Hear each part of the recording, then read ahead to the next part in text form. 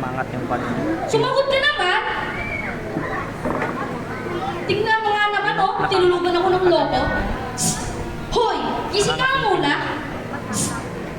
Ano ba? Nay! Gising, Nay! Nay! Ano ba, Nay? Bakit parang kaputla nyo? Gising, Nay! Huwag niyo po ululukuhin ng ganyan! Inay! Inay! Ang nanay ko!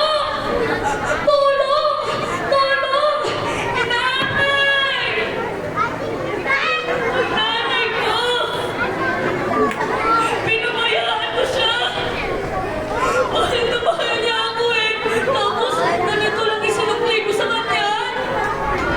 Puro sakit ang ulo. Hindi ko na siya ginagalang.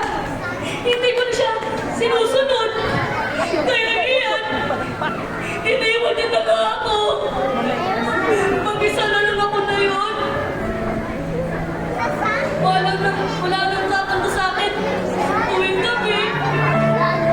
Wala naman tumutawag sa akin ng tinapay. Mangingialay. Hindi na ako makakatigil ng adobo ni Inay.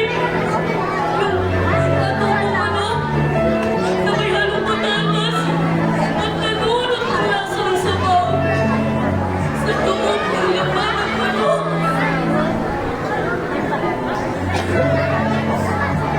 Maya-maya, parang may narinig sa bandang kaliwa. Inay? Inay! Bumalik po kayo! Ano pong gusto nyo? Gusto nyo po imasahin ko kayo? Gusto nyo po ba ipagluto ko kayo? Dito po kayo! Bakit po? Ayaw na po ba sa akin? Ay, huwag niyo po akong iiwan! Nay, saan po kayo pumunta? Inay!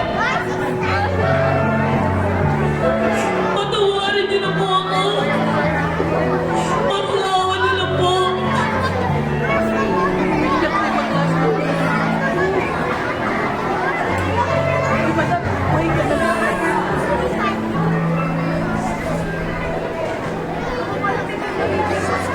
Mom! Miss the days when you were here.